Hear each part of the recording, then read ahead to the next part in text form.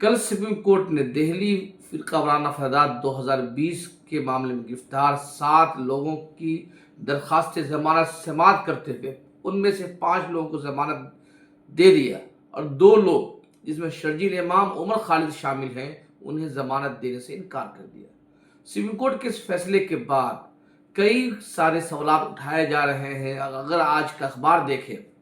तो उसमें कई सारे आर्टिकल्स हैं जिसमें सुप्रीम कोर्ट के फैसले की तज्जिया किया गया है। 146 पेज के इस फैसले में कई सारे सवाल उठ रहे हैं और उठते रहेंगे। आज हमने मुल्क के चंद बड़े अखबारात के इदारे का तज्जिया किया है कि इन बड़े अखबारात सुप्रीम कोर्ट के इस फैसले को किस तनाजुर में देखते हैं, क्योंकि अखबार का इदारिया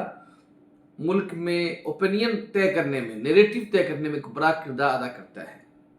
तो हम आपके सामने मुल्क के चंद बड़े अखबारात के इदारे पेश करेंगे। आप देख रहे हैं इंसाफ न्यूज़ ऑनलाइन। अगर आप हमें पहली मरतबा ये वीडियो अगर पहली मरतबा आप हमारे चैनल पे हैं तो हमें और ज़्यादा से ज़्यादा लोगों तक शेयर करें। इसलिए शेयर करें हमारे चैनल को कि इंसाफ न्यूज़ ऑनलाइन मुसलसल मारूजी सहाफ़त और अखलाकियात के साथ सच्चाई को सामने लाने की कोशिश करता है। आज हम पहला इदारिया पेश कर रहे हैं इंडियन एक्सप्रेस का। इस इदारे का उन्वान है कि दिल्ली फसादात केस में सुप्रीम कोर्ट के जमानती हुक्म ने गहरी तशवीश पैदा कर दिया है। इदारिया में लिखा गया है कि सुप्रीम कोर्ट अपने ही एक फैसले को से पीछे कदम हट गया, जिसमें कहा गया था कि जमानत कायदा है, जमानत हक है और जेल इस्तिस्ना है। इस इदारे में कहा गया है कि 142 सफ़हात के इस फैसले में सुप्रीम कोर्ट ने जिन लोगों को जमानत दी है उन्हें भी सख्त शराइत लगाए हैं, जिसमें से किसी मीटिंग में शिरकत करना, कोई बयान देना, इस तरह की पाबंदी। दूसरी बात जो अहम नुक्ता जो उठाया गया है वो ये है कि सुप्रीम कोर्ट ने इस्तगासा की तरफ से, यानी तहकीकाती एजेंसी की तरफ से जो इल्ज़ामात लगाए गए उसके मेयार को, उसकी क्वालिटी को जांचे बगैर ये कह दिया है कि ये जो बातें कही गई है पहली नज़र में सही लग रही है। तो जाहिर बात है कि जब इस्तगासा को इल्ज़ाम आयद करता है तो उसकी जांचना चाहिए और फरीक सानी जिस पे इल्ज़ाम लगाए गए हैं वो क्या बोल रहे हैं उसको भी सुनना चाहिए। लेकिन सुप्रीम कोर्ट ने जवाबी दलाइल सुनने के बजाय ये कहा कि पहली नज़र में जो इस्तगासा जो है, जांच एजेंसी जो दलाइल पेश किए वो सही मालूम होता है। दूसरी अहम बात ये शामिल किया गया है UPA की दफ़ा 15 की जो तशरीह अदालत ने की है वो इंतहाई डेंजर हो सकता है फ्यूचर में। इदारे में लिखा गया है क्योंकि उसमें सुप्रीम कोर्ट ने कहा कि इस UPA की दफ़ा 15 में कहा गया है कि दहशतगर्दी सिर्फ बम धमाका या बम जिस्मानी नुकसान पहुंचाने का नाम नहीं है, बल्कि हर वो अमल दहशतगर्दी के दायरे में आएगा जिससे मुल्क की सालमियत, मुल्क की वहदत, मुल्क की सिक्योरिटी को नुकसान पहुंचे। इस बहस को तवील करते हुए अदारे ने लिखा गया है कि इसका मतलब ये हुआ कि आइंदा चलकर कोई सियासी मुखालिफ को एहतजाज करता है तो हुकूमत मुल्क की सिक्योरिटी का सवाल खड़ा करके उस एहतजाज को दबा सकती है, अपने मुखालिफिन की जुबान को खामोश कर सकती है। इदारे में लिखा गया है कि UPA की दफ़ा 15 के तहत दहशतगर्दी में बम धमाका खेज मवाद, आतिशी असलहा या किसी भी दूसरे जरिए का इस्तेमाल शामिल है। लेकिन इस्तगासा ने व्हाट्सएप ग्रुप बनाया, पुरअमन एहतजाज की अपील की, सड़कों की नाकाबंदी जैसे इक़दाम को दहशतगर्दी के ज़ुमरे में शामिल कर दे। कोई ऐसा अपील करता है ना कि हम एहतजाज करके सड़क जाम कर देंगे, तो उसको भी अदालत ने दहशतगर्दी के ज़ुमरे में रखा है। और ये इदारिया में लिखा गया कि सुप्रीम कोर्ट ने इस दलील को खामोशी के साथ तस्लीम कर लिया है। इदारिया में खबरदार किया गया है कि जमहूरी माशरे में इस तरह की वसी और मुबहम तशरीह, इख्तलाफ राय और पुरअमन एहतजाज को जुर्म बनाने का खतरा रहता है। इस पर संजीदगी से नजरसानी करने की जरूरत है। इंडियन एक्सप्रेस के इदारे का खुलासा एक लाइन में यह है कि सुप्रीम कोर्ट सिर्फ उमर खालिद और शर्जील इमाम को जमानत देने से इनकार नहीं किया है, बल्कि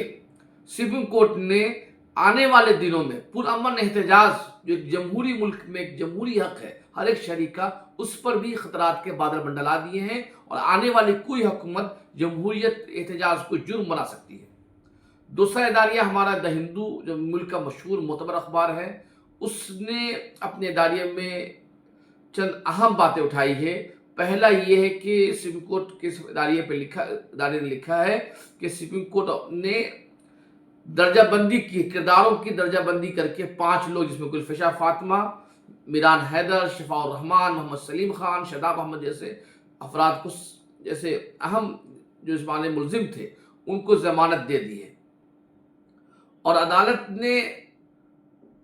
یہ کہا، اپنے ادارے میں لکھا گیا کہ عدالت نے یو اے پی کی دفعہ 543D پر زور دیا، جس کے تحت عدالتوں کو صرف یہ جانچنا ہوتا ہے کہ آیا الزامات بعد نظر میں درست ہے یا نہیں۔ مطلب سپریم کورٹ یہ کہہ رہی ہے کہ ادارے میں کہا گیا ہے کہ عدالت یہ سپریم کورٹ یہ کہہ رہی ہے کہ صرف یہ جانچنا ہے کہ پہلی نظر میں الزام درست ہے یا نہیں، صرف اس بنیاد پر ضمانت دینے یا نہیں دینے کا فیصلہ کیا جا سکتا ہے۔ اور دوسری اہم بات یہ اس ادارے میں بھی کہا گیا ہے کہ پولیس لگاتار یہ دعویٰ کرتی رہی ہے کہ دہلی فسادات جو تھا ایک مبینہ منصوبہ بند سازش کا نتیجہ تھا، اور یہ فساد اس لیے ہوئے کہ سی اے کے خلاف احتجاج ہو رہے تھے۔ اب ادارے میں سوال کھڑا کیا گیا ہے کہ آپ دا ہندو کے ادارے میں سوال جو کھڑا کیا گیا ہے وہ سوال یہ کھڑا کیا ہے کہ آپ ایک طرح سے عدالت استغاثہ کو، جانچ ایجنسیوں کو کھلی چھوٹ دے رہے ہیں کہ جس کے خلاف چاہے جو بھی الزامات عائد کرے، اور اس بنیاد پر ایک طویل مدت تک جیل میں رکھا جا سکتا ہے۔ اور آپ ایک طرف یہ کہہ رہے ہیں کہ آرٹیکل 2 کے تحت ضمانت کے اختیارات ہیں، لیکن دوسری طرف آپ ان کو ضمانت دینے سے انکار کر کے یہ ثابت بھی کر رہے ہیں کہ جو یو پی اے قانون ہے وہ کسی شخص کو بھی ایک بغیر ٹرائل کے ایک لمبی مدت تک جانچ میں رکھنے کا ایک بہانہ ہو سکتا ہے۔ تیسرا اداریہ جو ہے ہمارا ٹیلی گراف کا اداریہ ہے، جو کلکتہ سے اور نارتھ انڈیا کا بڑا اخبار ہے۔ اس اداریے میں بھی جو اہم بات جو کہی گئی ہے وہ یہ کہ یہ جو فیصلہ آیا ہے یہ ملک کے لیے ایک دیرپا اثر ثابت ہو سکتا ہے۔ اس فیصلے کے تناظر میں یو پی اے قانون کے تحت لوگوں کو گرفتار کر کے ایک لمبی مدت تک جیل میں رکھنا اب آسان ہو جائے گا، اور اس فیصلے کے بنیاد پر کسی شخص کو بغیر کسی ٹرائل کے سزا دیا جا سکتا ہے، چونکہ عدالت نے، اور اس میں تینوں ادارے میں جو مشترکہ ہے وہ یہ ہے کہ 1 سال کی جو مدت لگائی گئی اس پر بھی حیرانی کا اظہار کیا گیا ہے کہ سنجے ہیگڑے کا ایک مضمون شائع ہوا۔ سنجے ہیگڑے نے اپنے اس مضمون میں سوالات کھڑا کرتے ہوئے کہا گیا ہے کہ جو قانون ہے، اس قانون کے اندر،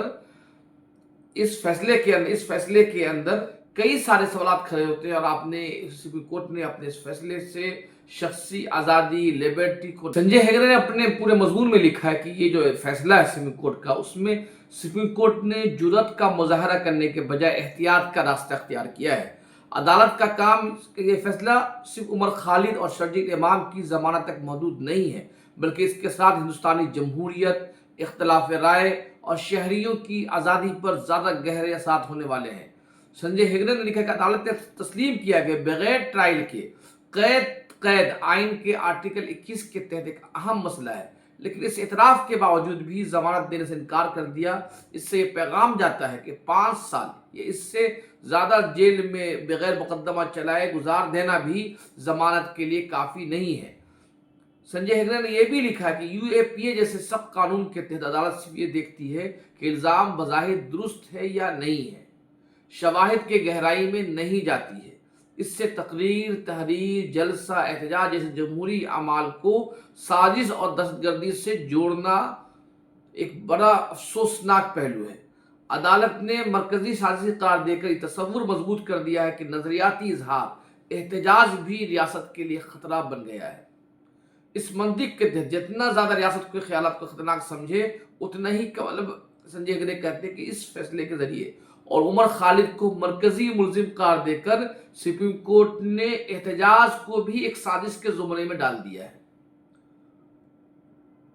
سنجے ہیگڑے آگے لکھتے ہیں کہ یہ فیصلہ آزادی کے بنیادی حق کے بجائے ایک مشروط رعایت بنا دیتا ہے۔ قومی سلامتی کے نام پر ریاست کو زیادہ سے زیادہ طاقت دے دیا گیا ہے۔ کسی بھی شخص کی اب کوئی بھی احتجاج چاہے آئیے، آج یہ فیصلے کے اثرات تنظیموں کو ہو رہے ہیں، لیکن فیوچر میں جانے کے بعد کسی پولیٹیکل پارٹی کے بھی احتجاج کو اس نام پر پابندی لگائی جا سکتی ہے۔ روزنامہ راشٹریہ سہارا جو اردو کا ایک بڑا اخبار ہے، اس اخبار نے عمر خالد کے معاملے کو پر ادارہ لکھتے ہوئے کہا کہ عالمی ضمیر کے لیے ایک تعزیانہ ہے. انہوں نے اس اداریے میں ایک طویل بحث کرتے ہوئے لکھا ہے کہ عمر خالد کا مقدمہ صرف ایک فرد کی آزادی کا سوال نہیں ہے بلکہ سوچ کے خلاف مزاحمت ہے جو اختلاف کو غداری قرار دیتی ہے. کیا ہم ایک ایسے معاشرے کی طرف بڑھ رہے ہیں جہاں جے این یو جیسے تعلیمی اداروں سے اٹھنے والی سماجی انصاف کی آواز کو یو پی اے کی بھٹی میں جھونک دیا جائے گا؟ کیا عدلیہ اپنی اس تاریخی ذمہ داری سے عہدہ برآ ہوگی جس کا مقصد کمزور کی طاقتوں کی حفاظت کرنا ہے؟ اگر آج عمر خالد، شرجیل امام، خالد سیفی جیسے کارکنان کو منصفانہ ٹرائل، ضمانت کا حق نہیں ملتا تو تاریخ یہ لکھنے میں مجبور ہوگی کہ 21ویں صدی کے ہندوستان میں انصاف صرف طاقتور افراد کی لونڈی بن کر رہ گیا ہے. بین الاقوامی دباؤ، ایمنسٹی انٹرنیشنل کی دہائیاں اس وقت تک بے اثر رہے گی جب تک ہندوستان کا اپنا ضمیر بیدار نہیں آ گیا ہے. وقت آ گیا ہے کہ ریاست سیاسی انتقام کے عینک اتار کر آئین کی روشنی میں فیصلہ کرے، اور ورنہ یہ قید خانے صرف انسانوں کا نہیں بلکہ جمہوریت کے مستقبل کو دفن کر دے گا. آپ دیکھ رہے ہیں انصاف نیوز آن لائن. یہ جو 4-5 اداریہ ہم نے پیش کیے اس سے اندازہ ہوتا ہے کہ سپریم کورٹ کے فیصلے کو جو ایک لبرل طبقہ ہے یا ملک کا جو پڑھا لکھا سنجیدہ طبقہ ہے ایک خطرے کی گھنٹی کے طور پر دیکھتا ہے. پہلا خطرہ یہ ہے کہ اس فیصلے کی وجہ سے آئندہ کوئی بھی حکومت، چاہے کوئی بھی پارٹی کی حکومت ہو، احتجاج کو، اظہار رائے کی آزادی کو یا اپنے حکومت کے خلاف اٹھنے والی آواز کو سازش بتا کر یا دہشت گردی سے جوڑ کر خاموش کر سکتی ہے، اور یہ ہندوستان کے ایک جمہوری ملک میں اس طرح کے اقدام کی کوئی گنجائش نہیں ہے. بہت بہت شکریہ. آپ دیکھ رہے تھے انصاف نیوز آن